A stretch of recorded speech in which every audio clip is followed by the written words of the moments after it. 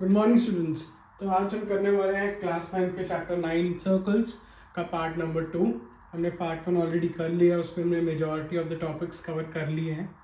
Part 2 के अंदर we will be specially covering a very vital component of this chapter, जिससे majority मतलब अगर इस चैप्टर के 100 क्वेश्चन हैं तो उसमें से 50 क्वेश्चन तो इस पार्ट से आते हैं।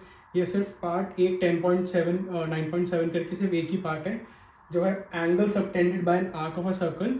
है छोटा सा पार्ट, इसके अंदर 3-4 थ्योरम्स है या 2-3 थ्योरम्स हैं, और इसके क्वेश्चन बहुत सारे बनते हैं क्योंकि ये बहुत इंटरेस्टिंग है। ठीक है, तो इसको ढंग से समझना। और let's start with our theorem number 9.8। ठीक है, ओके। ठीक है, 9.8 क्या कहता है? Angle subtended by an arc, angle subtended by arc at the center is double the angle it subtends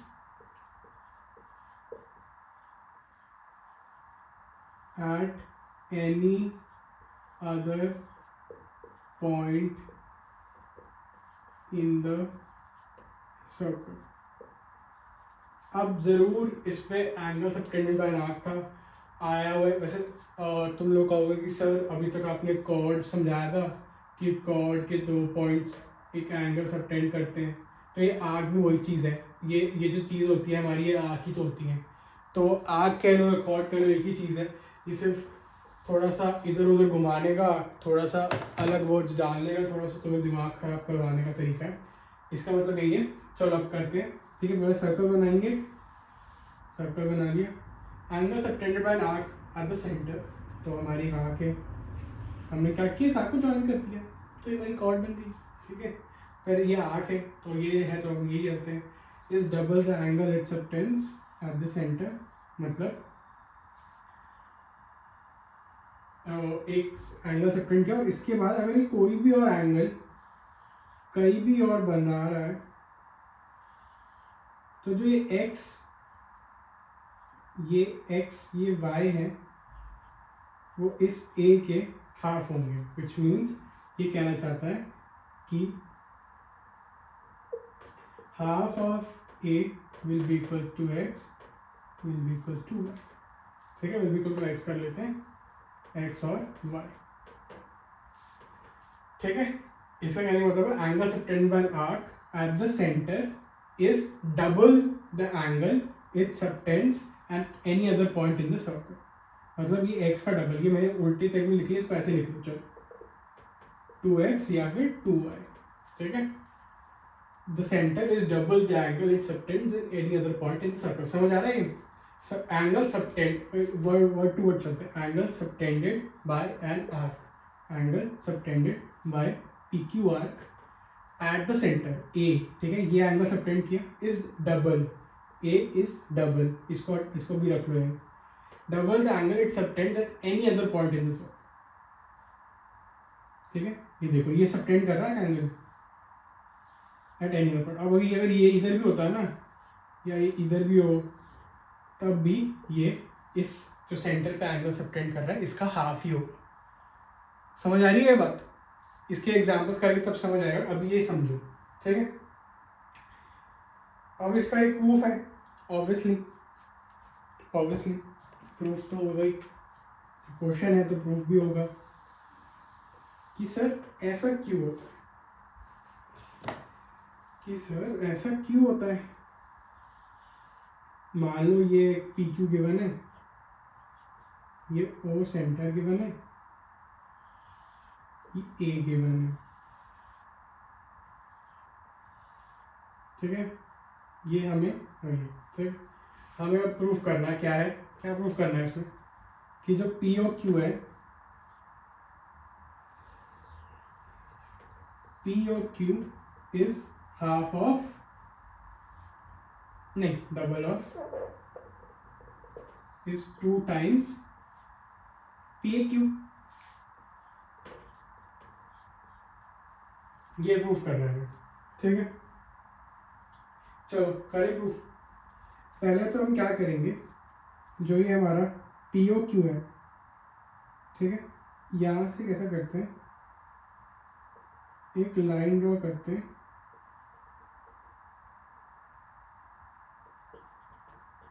line draw करी हमने, और याद रख लीजिए सिर्फ B तक, ये सेट इतना तक ज्वाइन नहीं किया, बस B तक लेकर, ठीक है। इस एंगल पे फोकस रखो, इस पे और इस पे, ठीक है। अब BOQ, जो एंगल BOQ है, BOQ समझ आ रहा है, देख लो ढंग से, BOQ, this BOQ, this angle BOQ is equals to what? क्या एक प्रॉपर्टी हमें याद है, एक प्रॉपर्टी क्या तुम लोगों को याद है, एक्सटर्नल एंगल प्रॉपर्टी ट्रायंगल की होती थी कि जो एक्सटर्नल एंगल होता है हमारा किसी भी साइड एंगल का, वो बाकी दो एंगल्स के इक्वल होता है। तो hence BOQ will be equal to OAQ plus OQA।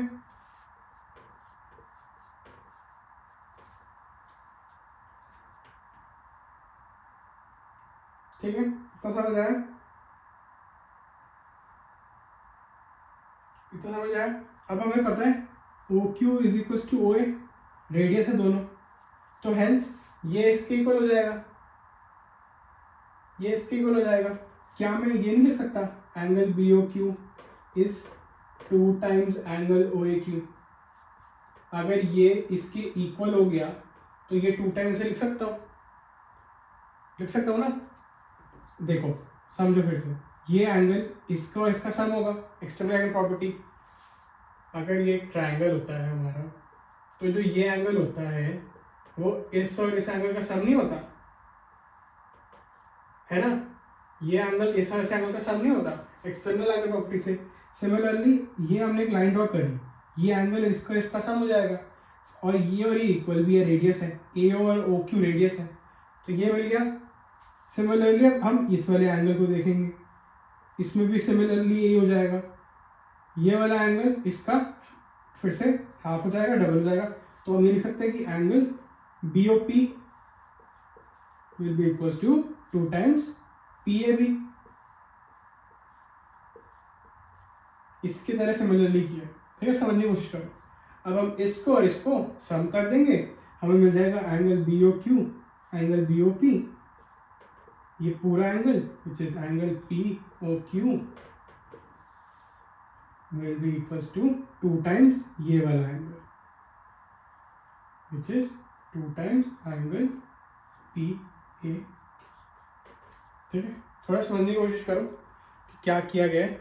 नहीं समझ आए तो बस इतना ध्यान रख लो कि एक एंगल सबटेंड सेंटर पे हो रहा है, वो डबल होगा कहीं भी और सबटेंड में। ठीक है, एक और चीज का ध्यान रखना है इसमें, क्या क्या क्या क्या अब अभी तक कहीं भी और चल तो रहा है।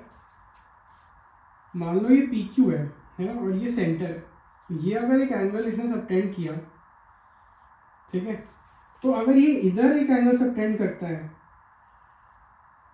ये इधर, तो क्या ये भी इसका हाफ होगा? लग रहा है कैसे कि ये इसका हाफ हो सकता है? खुद ड्रॉ करके देखो, लग नहीं रहा ना। तो जब भी ये, अब यहाँ पर मेजर और माइनर सेगमेंट का गेम आएगा, ये हमारा माइनर सेगमेंट में चला है। जब भी हमारा एंगल कोई माइनर सेगमेंट में पूछा जाएगा ना, तो तब हम ये वाला एंगल कंसीडर नहीं करेंगे, तब हम इसका रिफ्लेक्स कंसीडर करेंगे। रिफ्लेक्स क्या होता है?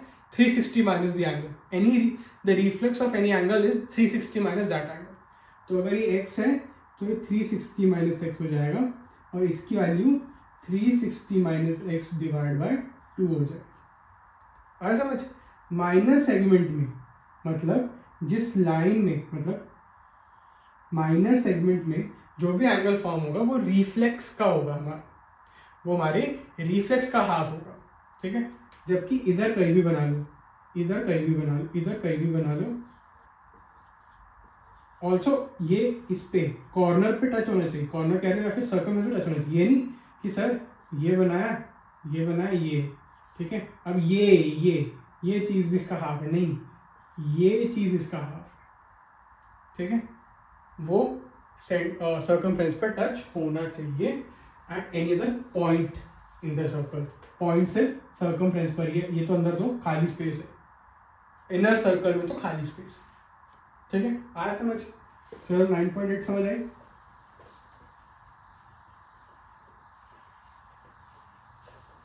ठीक है। अब मुझे एक चीज़ बता, एक चीज़ थोड़ी सी मुझे आपसे एक चीज़ पूछनी है, ठीक है। एक प्यारी सी चीज़ मैं आपसे पूछना चाहता हूँ। ये आर्क ने ये सेंटर से एंगल बनाया और एक ये सब एंगल बनाया, ये और ये y है, अगर ये x है तो 2x हो जाएगा y, है ना, है ना, 2x हो जाएगा y, सही लिखा। अब मैं एक ये बनाता हूँ, ठीक है, और इसको z लिख देता हूँ, इसको z लिख देता हूँ, तो सिमिलर होगा, 2z is equal to y हो जाएगा, 2z is equal to y हो जाएगा, ठीक है ना। 2z इक्वल टू y हो जाएगा, ये भी तो एक एंगल सबटेंड कर रहा है ना विद द सर्कमफ्रेंस। तो इस चीज से क्या समझ सकते हो, क्या मैं x इक्वल टू z नहीं लिख सकता? Similar 2x equal to z, 2 से 2 बटा x इक्वल टू z। तो हमारा थ्योरम 9.9 कहती है angles in the same segment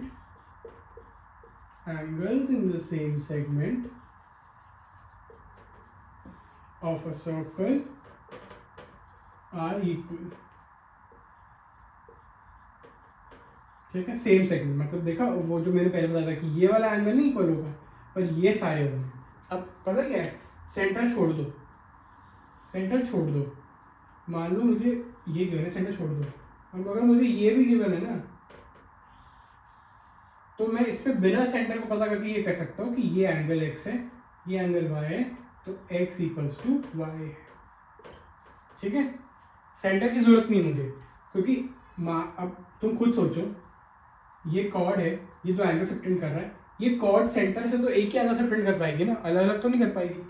तो चाहे कुछ भी हो, ये सब इक्वल ही होंगे, हेंस हमेशा इस चीज़ का ध्यान रखना है। इधर वाले इक्वल नहीं होंगे, इधर वाले अपने आप से इक्वल होंगे, ये वाला इससे इक्वल होगा, पर ये वाला इससे इक्वल नहीं होगा, ठीक है। ये चीज़ समझ आई? नहीं आ रही होगी तो कोई बात नहीं, इसके क्वेश्चंस करेंगे तो तब समझ आएगी थोड़ी थोड़ी, ठीक है। चलो अब चलते हैं थ्योरम 9.10 पर, जो इससे थोड़ी सी अलग है और इसका कोई प्रूफ नहीं है, बट समझ लेना। हमारा 9.10 क्या कहता है, 9.10 कहता है if a line segment, basically हल्का सा ये कन्वर्ज मान लो इसका 10.9 जो अभी 9.9 जो मैंने कराई थी, 9.9 जो अभी angles in the same segment जो सबटेंड कर रहे हैं वो इक्वल होंगे, उसका कन्वर्ज, ठीक है। क्या होगा, if a line segment joining two points subtend equal angles, समझ आ गया। सबटेंड ये एक्टिव को पैसिव किया जा रहा है, इसमें हमें पहले से दिया जा रहा है कि equal angles line on the same side, same side का मतलब वही है कि सेगमेंट भी होने चाहिए,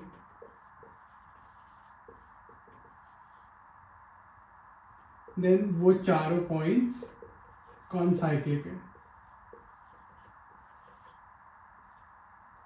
कौन साइक्लिक का मतलब होता है कि चारों points are on the circle, मतलब चारों पॉइंट्स सर्कल पे सर्कमफ्रेंस पे लाई करेंगे, नॉट इनसाइड या आउटसाइड, सर्कमफ्रेंस। मतलब कौन साइक्लिक का मतलब है कि ये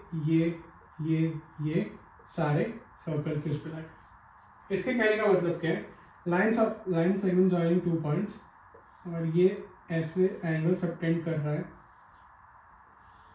और ये इक्वल है, तो इसके बस कहने का मतलब इतना है कि ये चारों पॉइंट सर्कल के अंदर होंगे, मतलब कौन साइक्लिक है, ठीक है, मतलब बेसिकली इसका कन्वर्स है कि अगर ये दोनों इक्वल है मतलब वो सर्कल के अंदर है, मतलब वो सर्कल है। सर्कल की प्रॉपर्टी होती है ना कि एंगल सबटेंड करना है ऐसे। मुझे एक चीज़ बताओ, मैं अगर बिना सर्कल के ऐसे एक लाइन बना दूँ, ठीक है, और मैं अब तुम्हें कहूँ कि ये दोनों इक्वल होंगे, बताना ये दोनों इक्वल होंगे? नहीं, जब तक ये एक सर्कल का पार्ट नहीं है, जब तक ये एक सर्कल का पार्ट नहीं है तब तक ये इक्वल नहीं होंगे।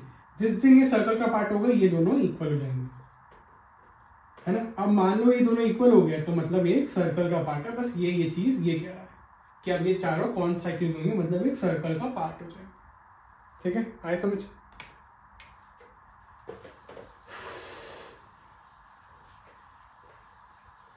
तो हमारा पार्ट नंबर 2 सर्कल्स का यही है। इसके अब हम क्वेश्चन करेंगे, ठीक है।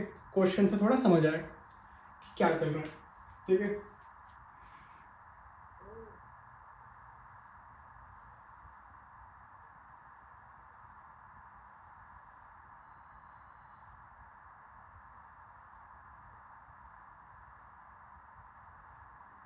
ठीक है,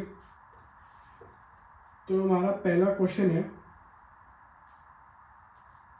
एक फिगर गिवन है हमें,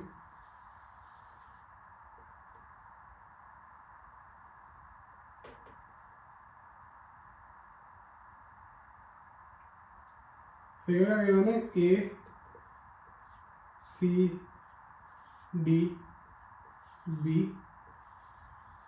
और बेसिकली इतना गिवन है कि ये हमारा 90 है, तो हमें फाइंड आउट करना है ये क्या होगा। ठीक है, इजी है, ये 90 है, ये सेंटर गिवन है, तो सेंटर पे जो भी एंगल बनता है और कहीं भी बनेगा वो इसका हाफ हो जाएगा, which is equals to 45 degree, hence this will be 45 degree. ठीक है, इतना सा इजी सा क्वेश्चन है। चलो नेक्स्ट चले।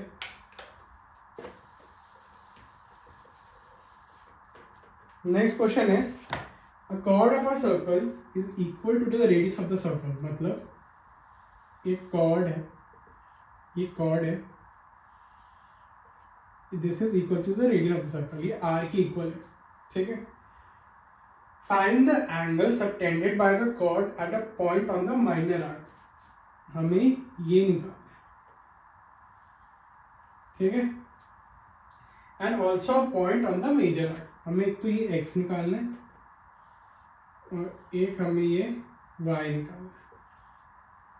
ओके ओके सर, करते हैं, चलो ठीक है। पहले क्या करेंगे, इसको और इसको ज्वाइन कर लेते हैं। ठीक है, ये r है, ये भी r है, तो ये भी r है, सब रेडियस है ना ये, और ये r की इक्वल है। ये क्या हो गया, इक्विलेटरल ट्राइंगल,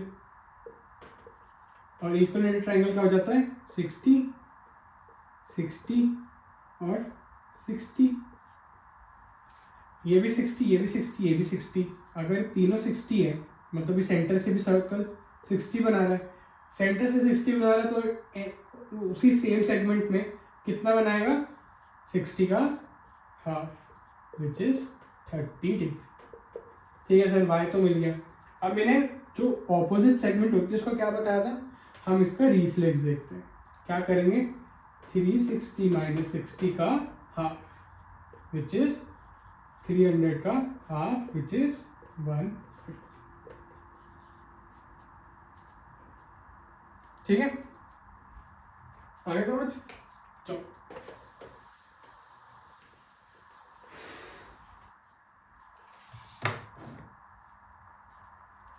अब हमें एक गलत क्वेश्चन गिवन है, ये लास्ट क्वेश्चन होगा इसका, ठीक है, इस पार्ट का। फिर हम नेक्स्ट पार्ट में we will be doing cyclic quadrilaterals, वो भी इसका बहुत ही इम्पोर्टेंट पार्ट है इस चैप्टर का, तो उस पर ध्यान दो। ठीक है, ट्यून इन करना मत भूलना। ठीक है, और ये एक सर्कल के अंदर है।